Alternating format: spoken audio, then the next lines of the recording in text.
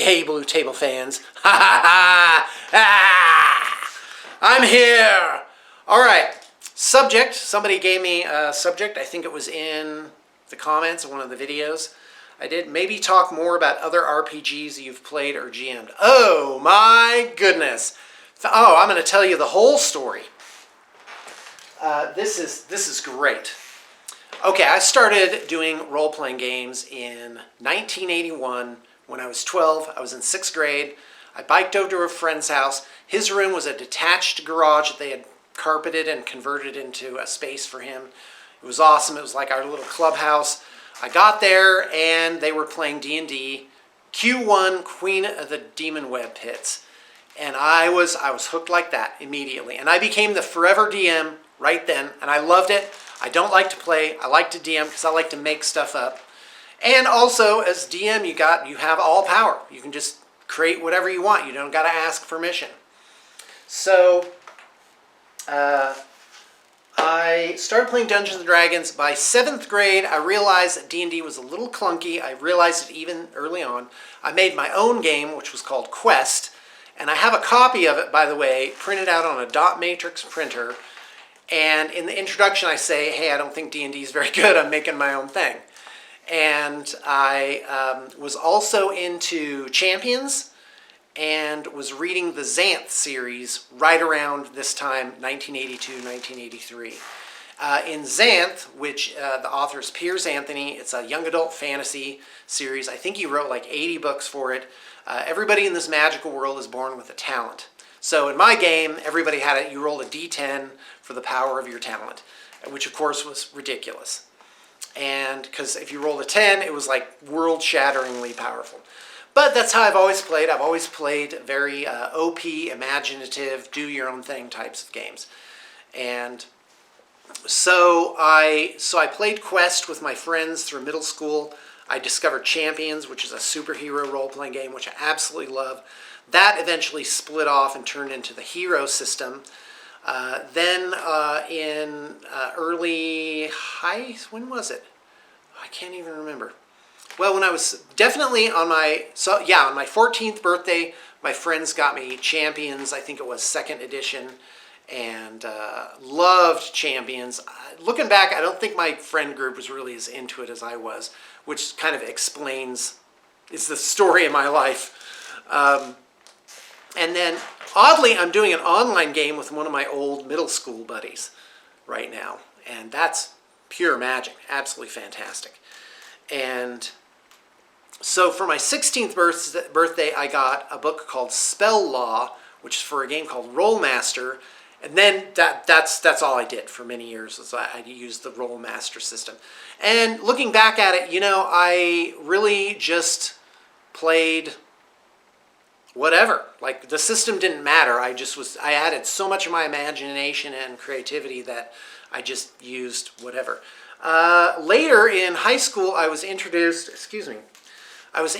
GURPS, Generic Universal Role-Playing System, and I loved that game. So Hero System, GURPS. I love point-by, sort of more realistic games that allow for more creativity, and I don't mind a lot of crunch. Rolemaster, which I was definitely using when my friends were going to college.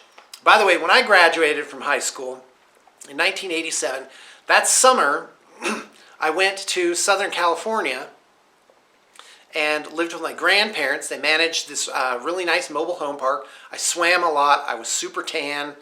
I had a California girl as a girlfriend. I didn't realize it at a time, but that was a magic time. I worked as a security guard at Circuit City. I had a Walkman. I had no car. Took the bus everywhere. And that was definitely, I'm at 1987 in Southern California. Fantastic. What a time to be alive. And so, I was going somewhere with that.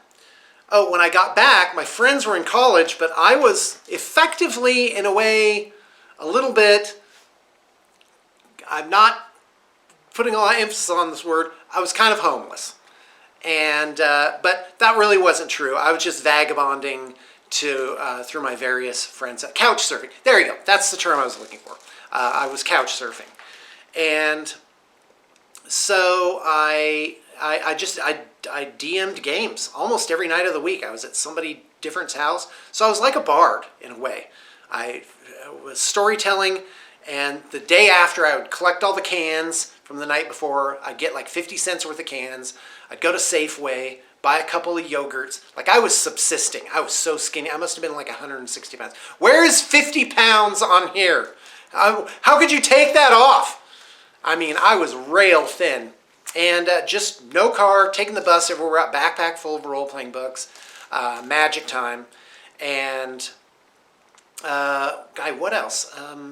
Moved back home for a while. Oh, so role-playing systems. So I was playing Rolemaster during that time, for sure. Loved GURPS, did a lot with GURPS. I was Mormon at the time, Mormon for almost my whole life. Not anymore. I don't think I've gone to church for like 7 years now. Consider myself out, deprogrammed. And I don't say that necessarily in a bad way. You have to deprogram yourself for anything that when you get out of it, you got to change how you think. Anyway, but I did serve a mission from age 21 to 23. I was in South America for several years, so I didn't do any role-playing then. When I got back, I got married, like, really quick. I ran GURPS. GURPS was my big thing. I go back, and by the way, this whole time, from age 13 to now, I've kept, it's all back there. I kept it all.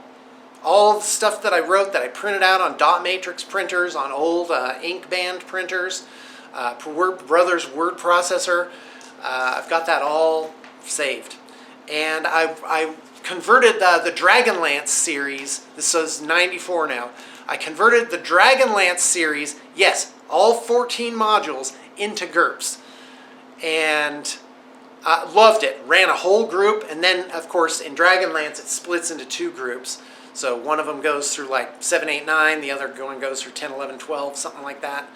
And that was magic. I ran the whole Dragonlance game in converted to GURPS.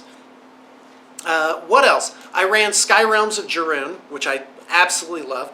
That's an interesting game. First off, no one's picked it up and like redone it, and I'm very surprised. I bet it has to do with copyright issues. Like, it's kind of iffy who really owns it, so nobody wants to do anything with it because they might get sued by the other person. I don't know. It's pretty lame. I would love to have the resources to just scoop Jarun up, and because I loved Sky Realms of Jarun. It was. They had a little magazine that published one of my letters I sent in. I actually ran Sky Realms with a youth group at the local library. And so Sky Realms of Jarun is a really cool setting. The thing about that is your character actually, if you play your character and you start doing certain skills, you get better in those skills. That's how you, it's not like points or leveling up or anything. It's if you just start doing something, you start getting better and better and better at it. And I'm like, oh, that's awesome. Oh, in fact, what a great way to do it. I've actually had an idea recently where, like, in the game, like Dungeons & Dragons, you find a magic item and it's like, oh, this sword makes me fight better. Like, well, what if you found magic items, but you also found trainers? Like, you meet NPCs that train you, and so you get like a bonus, a permanent bonus to your character because you trained with that person, like you found them. And I think that's a cool idea. I'm definitely going to start including that in my games. I've also started in the games that I run now, I've started including humans as magic items. So, for example, in my current game, there's this little halfling bard that follows around one of the characters, and she has a magic piccolo. And whenever she plays the piccolo, she gives a bonus to somebody nearby. So on her turn, that's her whole turn, she's like, I give you re-rolls to your saves. And so she is a magic item. So it's interesting because you have this magic item that can talk, go do things, help out a little bit, and also provide a little bit of plot and story development too. And that's really, so instead of a +1 sword, you might meet a trainer, or you might get like a squire, somebody that starts following you around and be like, haha, I provide a flanking bonus, haha. And all right, so anyway, so more systems I played, Sky Realms of Jarun. I'm thinking, what else? God, what did I do after that? So I was in college, and then, then I ran, I graduated college. Magic came out about in 94-ish, probably 93. 94 I got married. Now it's funny, is we had our honeymoon in Salt Lake, and I was like, hey, let's go to a game shop. Now she says we were there for 2 hours. I'm like, it was like 20 minutes tops. So looking way, way, way back at it, I'm like, yeah, it was probably 2 hours.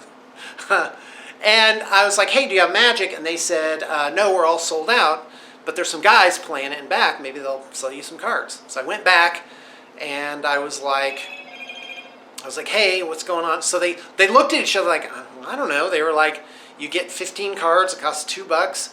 Tell you what, we'll sell them to you for 10 cents a card. And they let me rifle through the cards. So I have bought Moxes for 10 cents. And that was Arabian Nights. Oh, I could pay off my house now with my collection. Who am I kidding? I don't have a house. All right, back to, hold on. Let's see if this is important. It's not. All right. So I started playing 3.0. Dungeons & Dragons 3.0. I ran a text-only game in year 2000. Yeah, year 2000.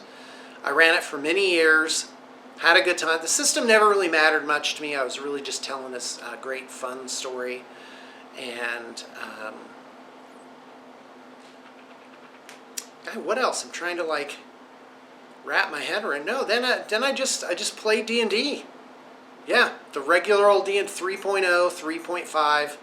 I'm trying to think of different systems I ran. This was back in the Badger Hole, like 2008.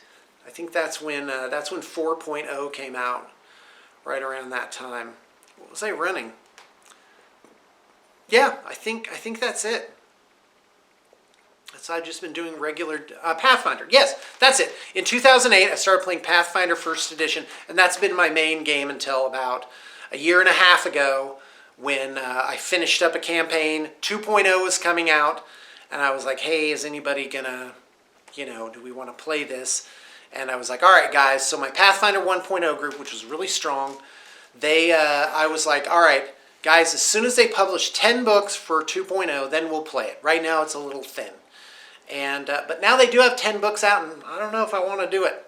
I'm kind of enjoying 5th edition a lot, and but I do think Pathfinder 2.0 is really good based on just me looking it over. It's almost like the thing that I would have made. And of course, you know that last winter I was writing my own rule book, own system. I didn't know what to call it. I have a couple names for it, but I think I'm just going to convert it over to 5.0. 5.0 works just fine. A little bit of clever modifications, and I think it'll be exactly to my taste. All right, guys, that's what I got to say. Thanks for tuning in, and I know you didn't get any inspiration for the day.